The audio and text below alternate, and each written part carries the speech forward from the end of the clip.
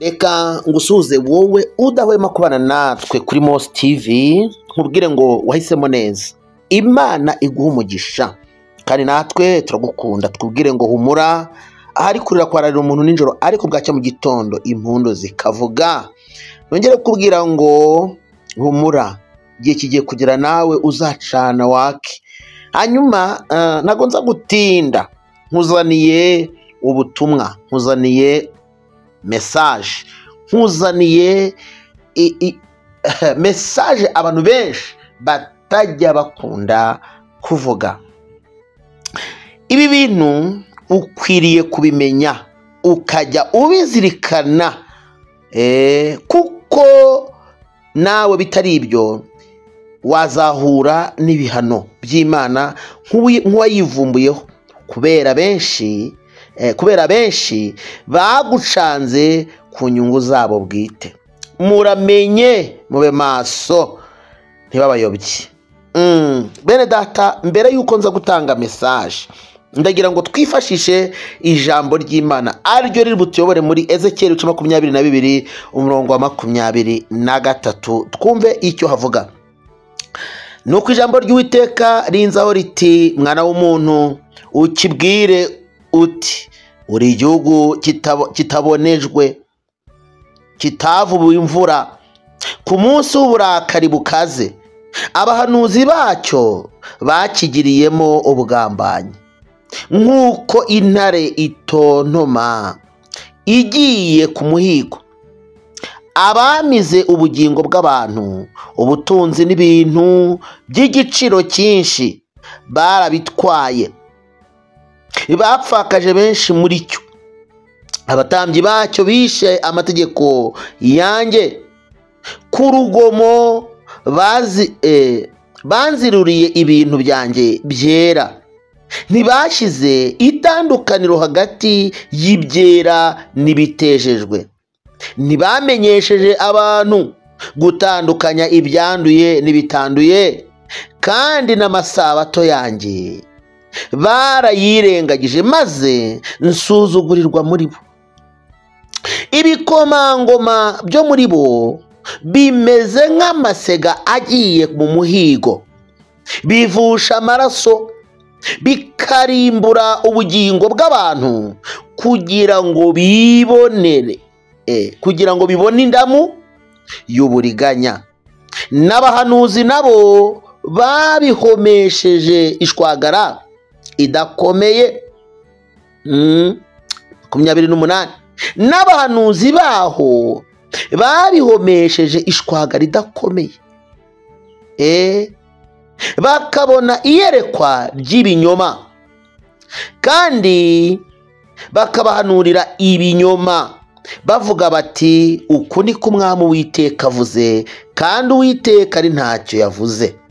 29, abantu bo mu gihugu bagize urugomo, bakajya bambura ndetse bakagirira nabi abakene n'indushyi, n'uwigendera bakamurenganya. Kandi nashatse uyu murongo wa 30 ngira ngo bari wutindaho, ni uri mu intego Imana yampaye. Kandi nashatse umuntu muri bo wasa n'inkike, ngo ahagarare imbere yanjye mu cyuho, ahagarariye igihugu kugira ngo nakirimbura, ariko ntawe nabonye. 31, nicyo cyatumye mbasukaho uburakari bwanjye bukaze, mbakongeresha umuriro w'umujinya wanjye, maze imigenzereze yabo nyiherereza ku mitwe yabo. Ni ko Umwami Uwiteka avuga, ntabwo ari Pasiteri Moise. Ndagusabye rwose, abatari bazo bari kuganira nawe, ni Revera Pasiteri Moise Sindayigaya. Imana iduhane umugisha. Aya magambo angana n'ubuhanuzi Imana itanze. Turavuga ku ngingo enye gusa. Icya mbere, turavuga ku bakozi b'Imana bivanze, bigatera icyasha umurimo w'Imana n'abakozi b'Imana bose muri rusange. Banze kurwanya ibyaha bizira Imana yanga urunuka di, barabyanze. Icya kabiri turi buvugeho, itandukaniro riri hagati y'umutambyi wa kera cyangwa se wo mu isezerano rya kera n'umutambyi wa none mu isezerano rishya. Mwirinde kubyitiranya, nimumenye ukuri babahishe. Icya kane, icyo dukwiriye gukora twebwe abakristo nk'abamenye umucyo w'agakiza ni iki? Ni iki? Aha rero niho ngira ngo ahantu batinde. Icya mbere twavuze, hari abatambyi bivanze cyangwa se babivanze ku buryo buteye icyasha n'ikimwaro abakora uwo murimo badasize n'iryo zina ry'Imana, kuko baritukisha mu bapagani, ndetse yewe n'ibyo kwitwa umushumba barabyangije bikabije. Ibyo bibakoze cyangwa se ibyo babikoze muri ubu buryo. Icya mbere, kuri iyo ngingo ya mbere, gutuburira abo bayoboye bakababeshya bitwaje ngo Imana iravuze nyamara itavuze. Icyo ni icya mbere. Kwigwizaho imitungo aho gukora ibyungura itorero. Icyo ni icya kabiri. Kwibanda ku nyungu zabo bwite aho kwita ku nyungu za Kristo mu bantu be. Icya kane, gutunga abakristo bafite imibereho ibabaje ariko itajya iguhangayikisha ngo igutere kubatekerezaho uko ubwo buzima bwahinduka. Igikurikira, gukorera ibyaha mu murimo birimo nko gusambana no kunywa inzoga n'ibindi. Igikurikira, ibyaha by'ubugambanyi bikorerwa mu murimo bikica imitima y'abizera. Imana idufashe. Abaciririye imbaraga mbi z'ibitangaza bitari iby'ukuri kuko bitaramba, ahubwo zangiza abayoboke nabi, bikagaragazwa n'ibibabaho umunsi ku munsi. Ndimo mvuga abantu bitwa abakozi b'Imana babivanze. Kwigisha inyigisho zidafite ireme ry'ubugingo ngo zihanishe abayoboke bakunda ijuru nk'abarijyamo, ahubwo zigamije kwigarurira imitima y'abakristo, aho kubona Imana bakabona wowe, aho kuvuga Kristo wabakije bakavuga wowe ku nyungu zawe bwite. Igikurikiraho, inyigisho zisa n'izikangurira abayoboke kuba abafana b'idini kuruta kuba abayoboke b'ijuru. Imana iturengerewe. Mbega ibintu bibabaje.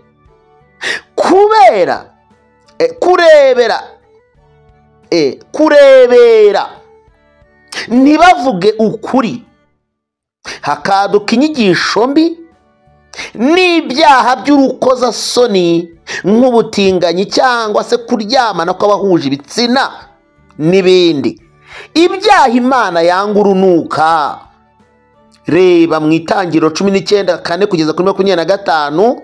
Ibi byaha byatumye Imana irimbura Sodomu na Gomora. Rero abakozi b'Imana bagiye bajya mu bindi, ntibabirwanya bivuye inyuma, kandi bavuga ko ari abambasaderi b'ijuru, bakica misiyo nkana kubwo kutimenya no kumenya ngo bamenye n'inshingano bafite mu isi. Ni abambasaderi b'ijuru bakica misiyo nkana kubwo kutimenya no kumenya ngo ubundi bafite izihe nshingano mu isi. Igikurikira, inyigisho zirimo amacakubiri ari mu turere n'ibindi. Umuntu ukamushyira imbere kuko wenda muvuka hamwe cyangwa mwazananye mu buryo bumwe n'ubundi. Ibyo ntabwo bikwiriye kuba mu murimo w'Imana. ibyo ni kimwe mu bintu biri gutuma Imana irakara, ibintu biri gutuma Imana irakara. Guhanura ubuhanuzi busenya imiryango na sosiyete muri rusange, umuntu agasenya urugo rw'abandi. Nguriya mugore si uwawe, nguriya mugabo si uwawe. Sosiyete ugasanga wasenye ikibina cyangwa ishyirahamwe ubazaniye ubuhanuzi butari bwo. Gusezeranya urubyiruko utarwigishije umubano w'icyiciro bagiyemo ngo bamenye uko bazitwara mu ngo zabo. Uzi ko wahemukiye Imana n'igihugu? Ni gute wohereza umuntu mu rugo utamuhaye bagaje, utamwigishije uko azitwara muri urwo rushako, kandi ubizi neza ko byose ntabwo hose rega harambitse. Hari aho azagera agaterera, hari aho azagera bisharira, hari aho yari akeneye iyo bagaje kugira ngo izamufashe nageraho bitaryoshye. Gushyira imbere icyene wabo cyangwa se ikiryango mu murimo w'Imana, ukawica nkana icyari ahahuriza imiryango y'Abanyarwanda cyangwa se abasenga, cyangwa se icyari uguhuza imiryango n'abantu b'Imana n'abasenga, ukakigira akazu ka bene wanyu ku nyungu ubifitemo cyangwa se mubifitemo. Aha hantu reka tuvuge ngo ni ukuri nubwo ibihe bitameze neza, ariko abameze gutya cyangwa se ahantu bameze gutya nibadahinduka ngo bahindure ibyabo, ni ukuri ahantu koko leta izakomeze kuhatunga itoroshe na cyane hubwo, kuko byica umurimo bigatuma n'abaje bagana umurimo w'Imana bababara bagakomereka, bakanga Imana bakanga n'umurimo w'Imana. Guha inshingano runaka mu murimo ukaziha umuntu ufite imiziro unabizi neza, ukabikora nkana wirengagije ukuri kw'ijambo ry'Imana, ukitwikira titire ufite, ukangiza izina rya gishumba muri rusange, umurimo ugasigwa icyasha n'umuntu umwe. Hari n'ibindi byinshi bitandukanye umuntu yavuga, ariko ibyo ni ibintu byagiye bigaragara mu bintu byagiye byangiza umurimo w'Imana, abakozi b'Imana bakagibwaho umugayo. Icya kabiri twavuze ko tugiye kuganira ku kintu cyitwa abatambyi ba kera n'abatambyi b'iki gihe cyangwa se b'uyu munsi. Abatambyi ba kera reka bari bo tuvugaho mu cyiciro cya kabiri. Abatambyi ba kera ntibakoreraga ibihembo, batungwaga n'ibyo ku ruhimbi cyangwa se ku rutambiro. Imirimo yo ku gicaniro niyo bakoraga gusa. Umuntu wese wazaga kwiyereka umutambyi yazanaga ituro mu maturo yagenwe, ariyo isekurume y'intama, amapfizi y'inka, inuma y'intungura. Ibyo byose byabaga bidafite inenge n'imwe. Ibindi bazanaga habaga harimo nacyo bita amafu ya efa, ingano ndetse n'ibindi byaterwaga n'icyo umutambyi yategetse n'icyo kigiye gukoreshwa. Uyu mutambyi ibyo babizanaga umunsi ku wundi, kandi byabaga bihagije cyane ku buryo kujya mu by'akazi kandi bitari ngombwa cyane ko yahoranaga akazi icyo akora akajya gutamba igihe cyabugenewe, ariko abo yakira bo yabakiraga umunsi ku wundi.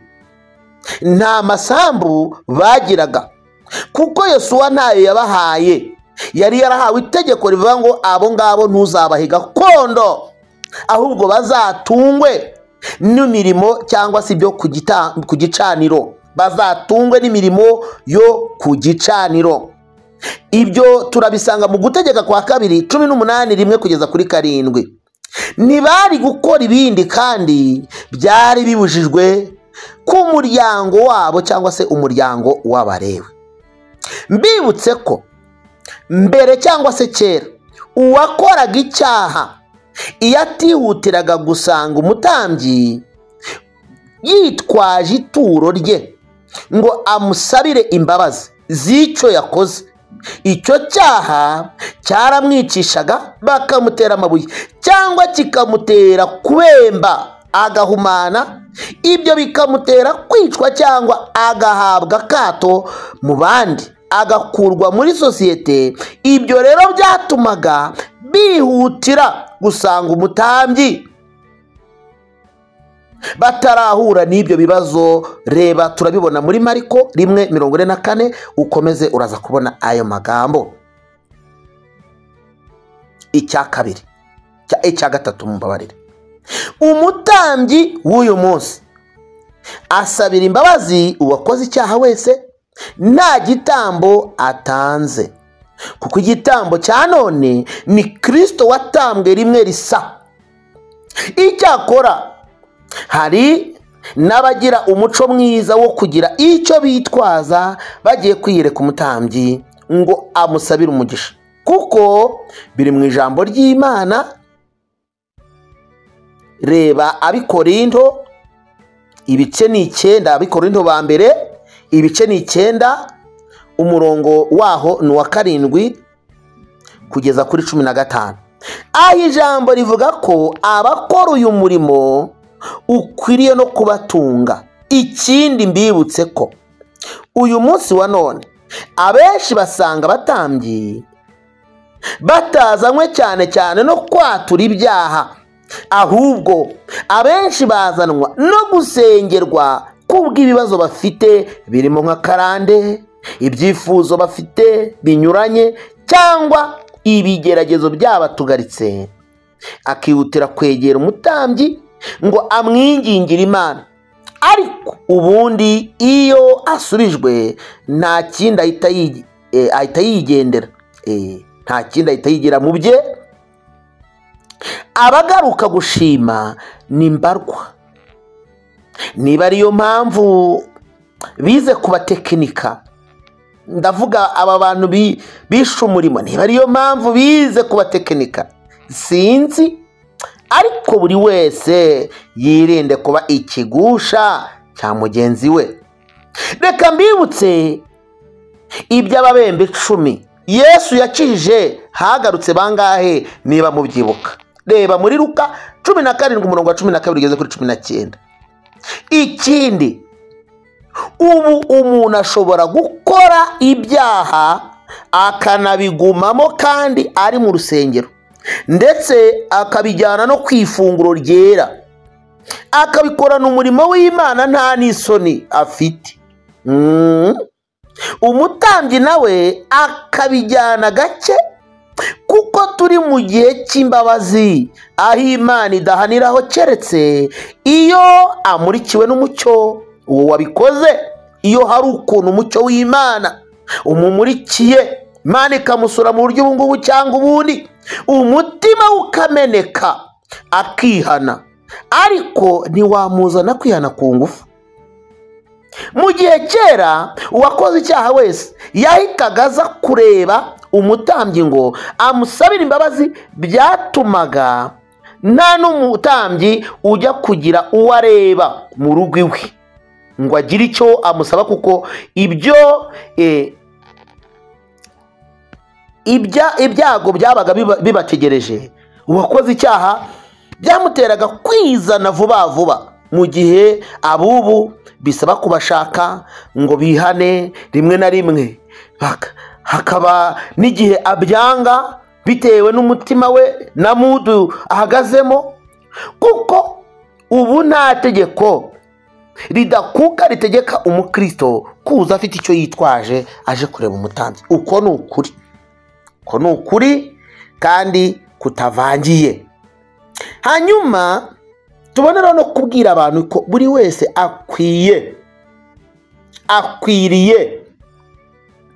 akwiriye gutinya cyane impamvu ubu butumwa bwumvishe, impamvu atagikora ibyo akwiye gukora, impamvu ariho, impamvu agihumeka, impamvu Imana imurinze, impamvu iri kumubwira aya magambo.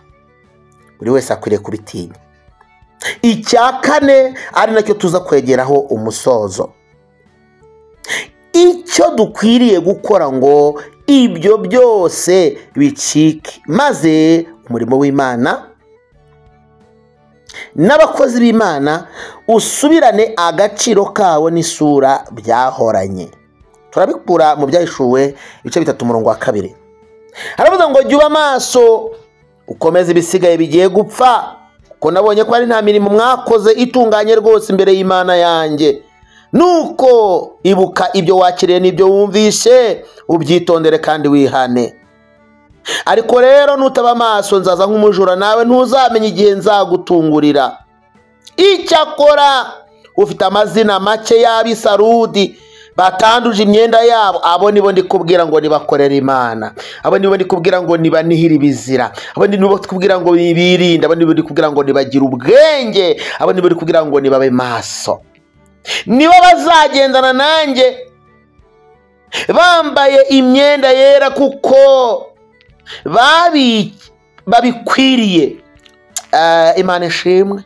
Unesha niwe uzambikwa imyenda yera, kandi sinzahanagura izina rye na hato mu gitabo cy'ubugingo, ahubwo nzaturira izina rye imbere ya Data n'imbere y'abamarayika be. Haleluya. Ufite ugutwi niyumva iby'umwuka abwira amatorero. Imana idufashe.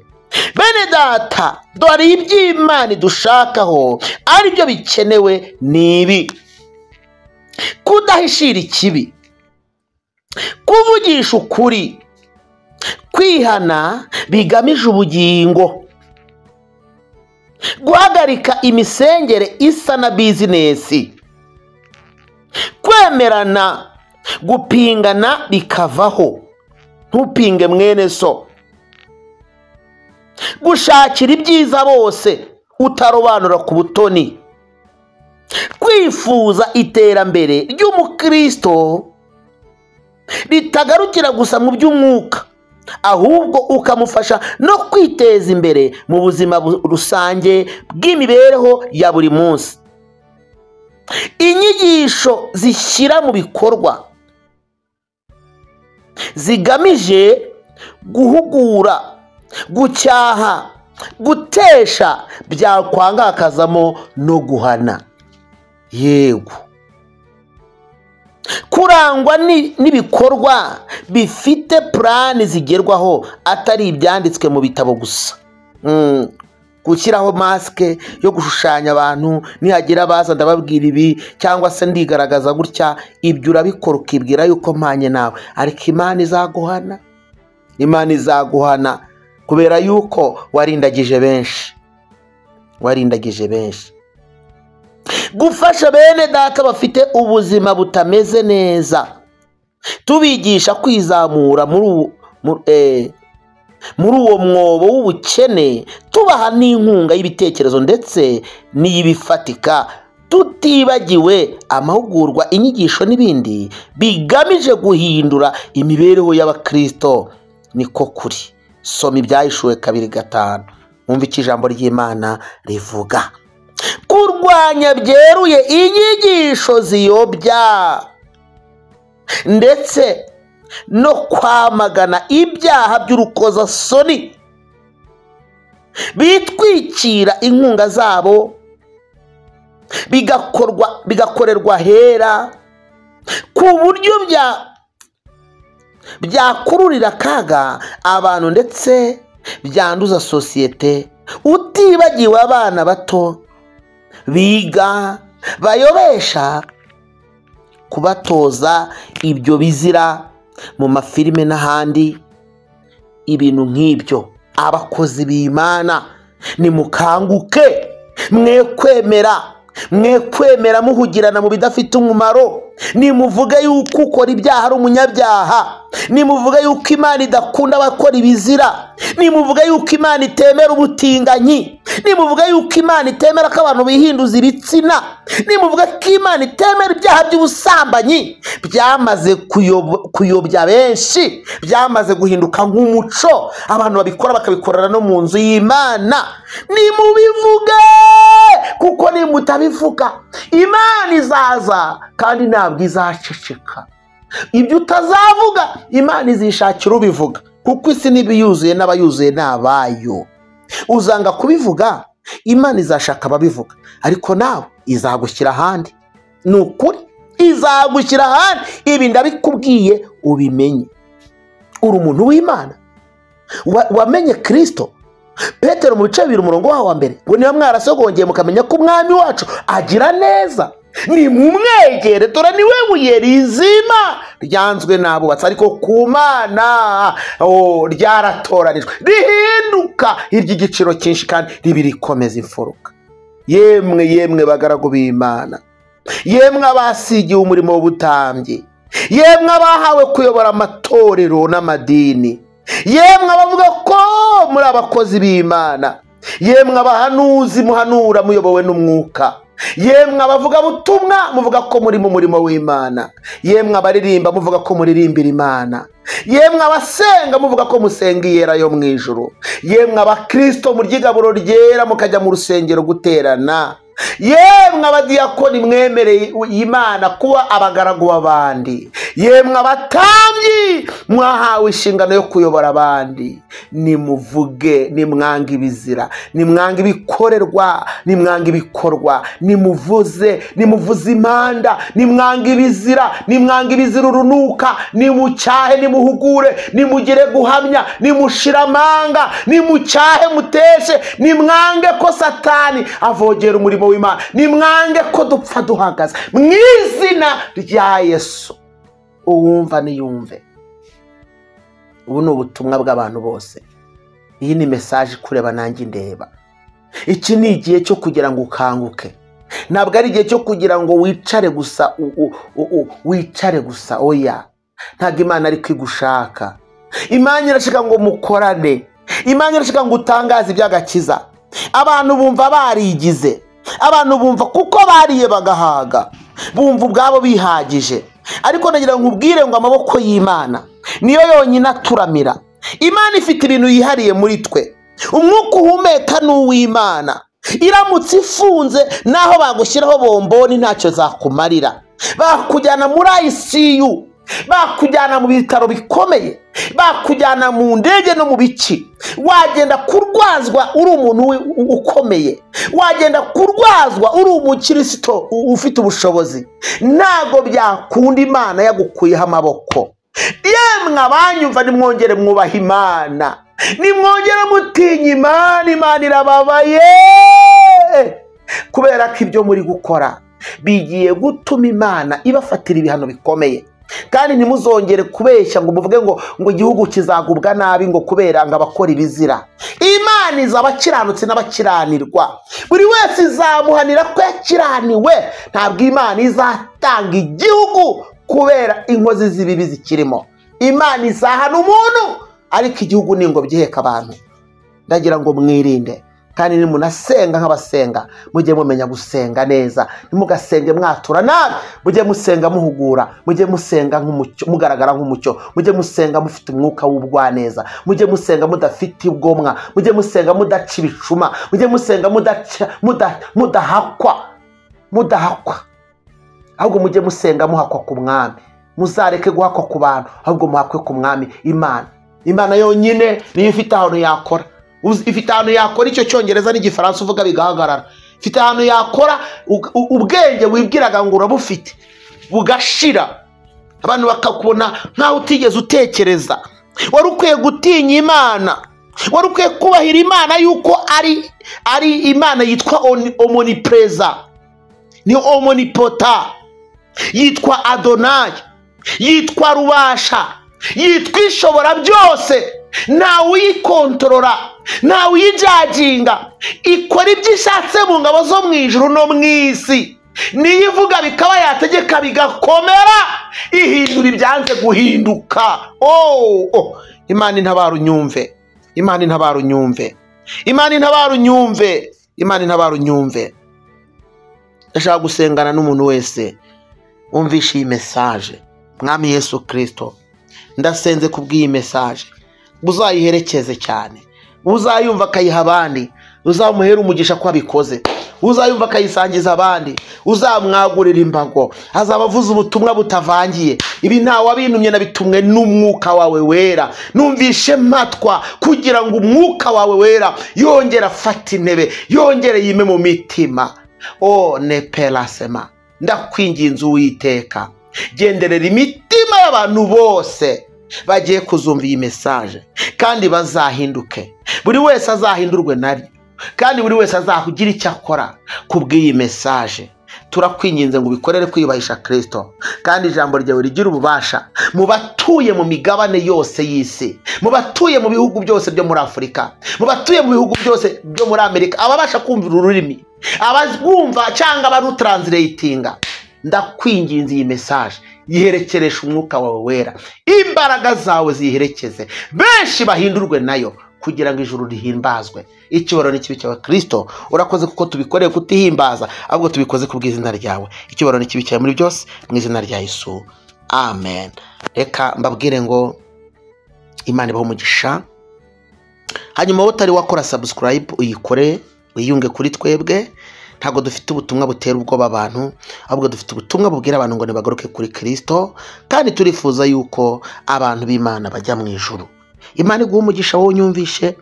Hanyuma nukora subscribe, urabutugiriye neza. Iyi message uyiha abandi, urabukoze umurimo mwiza, bizaguhesha nawe umugisha. Abahindure benshi kugukiranuka bazaka nk'inyenyeri.